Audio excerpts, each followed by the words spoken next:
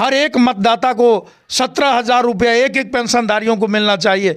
नमस्कार, स्वागत है आप लोगों को मधुबनी मिथिला न्यूज चैनल में। अभी हमारी उपस्थिति फुलपरास विधानसभा क्षेत्र में है और मेरे बगल में जो बैठे हैं इनका नाम स्वामी सुरेशानंद जी है।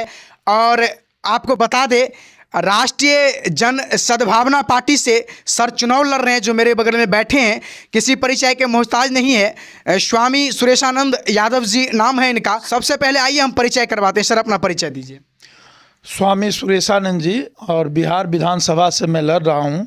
राष्ट्रीय जन सद्भावना पार्टी उपेंद्र साहनी जी के सानिध्य में ये जो है बिहार से, और यहाँ क्या नाम है प्राज विधानसभा 39 नंबर से मैं इस बार, हमें सारे लोग मिलकर मौका दें, अवसर दें। इस बार ज़रूर हम जो है न कार्य करेंगे समाज के उत्थान और कल्याण के लिए। मतदाता मालिकों से हमारी निवेदन है कि आप हमें एक अवसर दें, एक मौका दें, ताकि हम आपके इस विधानसभा में शिक्षा की व्यवस्था का, सुरक्षा का व्यवस्था और कड़ी से कड़ी मेहनत करके समाज में हम सेवा करके समाज का इसका उत्थान करेंगे। सर, इससे पहले फुलपरास विधानसभा में आपका क्या भूमिका रहा जिससे लोग आपको वोट करें?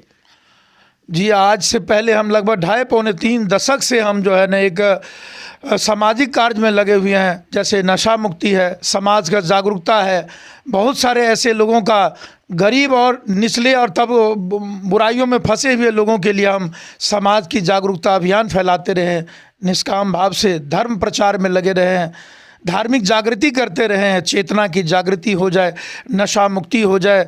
बच्चों की कॉलेजेस में जो है, स्कूल्स में, कॉलेजेस में हम जो है ना एकाग्रता और जागरूकता पर हमने काम किया है, जो कि निष्काम भाव से। कई बाहर भी हमने दिल्ली में रहे, उत्तर प्रदेश रहे, मध्य प्रदेश में पिछले लगभग 2.5-3 दशक से हम समाज में निष्काम भाव से, ये जीवन ही हमारा समर्पित है समाज सेवा के लिए। और मैं ये कहना चाहूँगा मतदाता मालिकों से, ये हमारी विनती है, दलगत भावनाओं से ऊपर उठकर, जातगत भावनाओं से ऊपर उठकर एक हमें मौका दें। आज समाज में शिक्षा की व्यवस्था की बड़ी बद से बदतर स्थिति है। हमारे यहाँ कॉलेजेस की, हमारे यहाँ स्कूल्स की, बहुत सारे प्राइवेटीकरण जो हो गया है।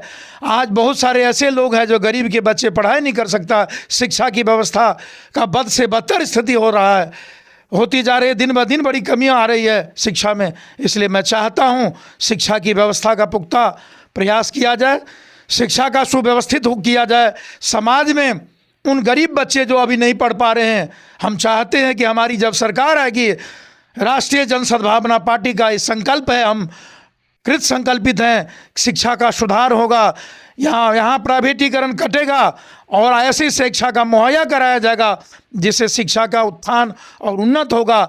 हर एक बच्चों में हमारी शिक्षा का उत्थान होगा।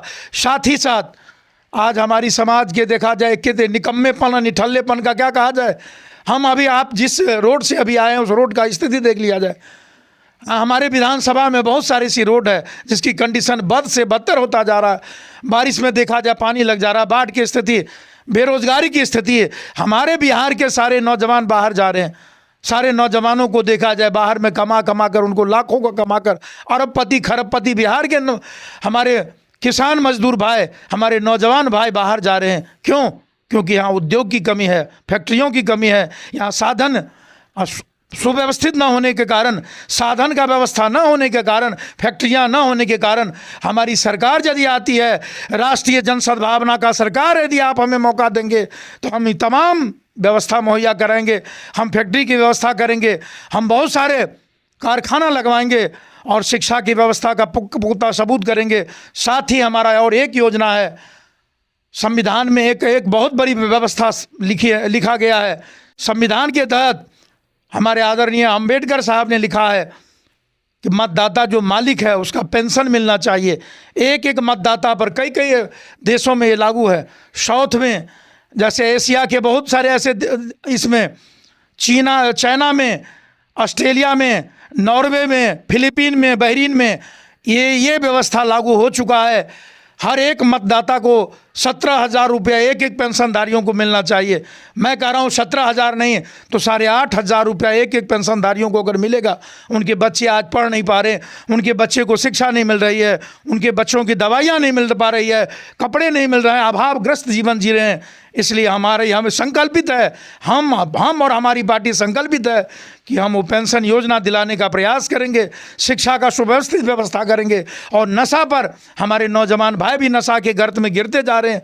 ये नशा उन्मूलन कार्य, अज्ञानता उन्मूलन कार्य और कन्याओं का जो भ्रूण हत्याएं हो रही है, आज हमारी माता बहनों को असीमता को लूटा जा रहा है। हर घंटों पे देखा जाए, हर मिनटों पर देखा जाए, कोई न कोई घटना का शिकार हमारी माँ बहन बन रही है। महिलाओं की सुरक्षा, महिलाओं का शिक्षा और सुरक्षा पर भी हमारा सरकार संकल्पित है। हम कृत संकल्पित हैं कि हम समाज में मतदाता मालिक हमारे एक बार अगर अवसर देते हैं, मौका देते हैं, तो हम संकल्प से लिए हैं कि हम सेवा ज़रूर करेंगे। हमारी सरकार आने के बाद हम शिक्षा की व्यवस्था को ठीक करेंगे, रोड सड़क की व्यवस्था को ठीक करेंगे, साथ ही नौजवानों को और प्रदेश में जाकर कार्य करते हैं उनके यहाँ हम कारखाना रोज़गार हमारी पार्टी दिलाने का कार्य करेगी, हम दिलाने का कार्य करेंगे। और हम संकल्पित हैं कि समाज का सेवा करेंगे। मतदाता मालिकों से निवेदन है, हमारी विनती है कि एक बार हमें अवसर दें, एक हमें मौका दें और इसके लिए हमें एक सेवा का अवसर दें। इतना कहते हुए जय हिंद, जय भारत। सर, क्या सिजोलिया जो है आप ही के विधानसभा क्षेत्र में आता है? जी जी जी। सर, हम ये जानना चाहते हैं आपसे कि आपके संज्ञान में होगा कि सिजोलिया के पास दुर्गा मंदिर जो है वहाँ पे लगातार जो है सो घटना पे घटना होती रहती है, तो वहाँ पे जो है सो अंदर जो है सो बाईपास बनना चाहिए, इसको लेकर के क्या कहेंगे? जी जी, आज देखा जाए दुर्घटना होने का बहुत प्रमुख कारण है यातायात की सुविधाओं में इतनी कमी आ गई है, क्योंकि सरकार की नीयत पर उधर ध्यान ही नहीं है। दुर्घटना होने के कारण, क्योंकि वहाँ पुल नहीं है, वहाँ पुल मुहैया नहीं कराया गया है, व्यवस्था रोड की इतनी सक्रिय हो गई है और लोगों का इतनी संख्या बढ़ रही है, वाहन यातायात में इतनी डिस्टर्बेंस हो रही है, इतनी असुविधा। ज़रूर मैं ये चाहूँगा, सरकार से अपील करूँगा कि वहाँ भी आप पुल दें, वहाँ आने का जाने का व्यवस्था। बिल्कुल बराबर दुर्घटना होती है, बहुत नियरेस्ट, हम सिजोलिया के नियरेस्ट रहते हैं। श्री राम जानकी मंदिर में मैं सेवारत हूँ, महंत भी वहाँ का हूँ। श्री राम जानकी मंदिर छोटकी सांगी का महंत हूँ वर्तमान में मैं, और वहाँ मैं देखता हूँ आए दिन जो है उस सड़क दुर्घटना में लोग बहुत दुर्घटना का शिकार। इसका मेन कारण है कि ये सक्रियकरण, हमारा रोड जो है ना बहुत कम है और जनसंख्या, पॉपुलेशन, वाहन यातायात सुविधाएं इतनी बढ़ रही है, क्योंकि सरकार को उस पर ध्यान देना होगा, पुल बनाना होगा। वहाँ बिल्कुल पुल होना चाहिए, जगह जगह पुल नहीं होगा तो दुर्घटना होगा। आए दिन इस पर सरकार का नज़र ही नहीं है। बहुत सारी कमियां हैं हमारे समाज में, और जिस पर तरफ सरकार जो निठल्ली है, निकम्मी सरकार है, जहाँ बैठकर सो रही है, जिन्हें ध्यान ही नहीं है। इसलिए हम ये विनती करेंगे कि ये बिल्कुल जो है ना सरकार के जहाँ भी भीड़ है, जहाँ पर जो चौराहे हैं, दोराहे हैं, वहाँ भी पुल होना चाहिए।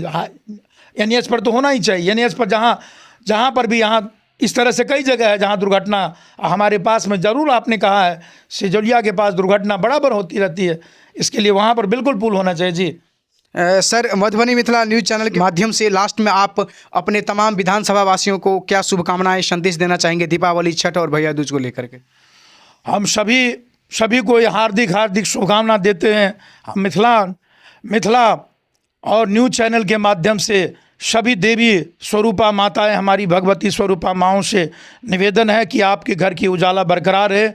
खुशी का त्यौहार है, आपके जीवन में खुशियां आए, आनंद आए, और बहुत हार्दिक शुभकामनाएं। फुलपरास विधानसभा के तमाम क्षेत्रवासियों से हम ये अपील करेंगे, हमें एक आप अवसर दें, एक मौका दें, ताकि एक गरीब के बच्चा आपके बीच में आकर आपका सेवा करेंगे। बहुत शुभकामना, हार्दिक शुभकामना। इस छठ और दीपावली के अवसर पर हम कोटि शुभकामना देते हैं। जय हिंद, जय भारत। इसी तरह का न्यूज़ देखने के लिए बने रहे मधुबनी मिथिला न्यूज़ चैनल पर।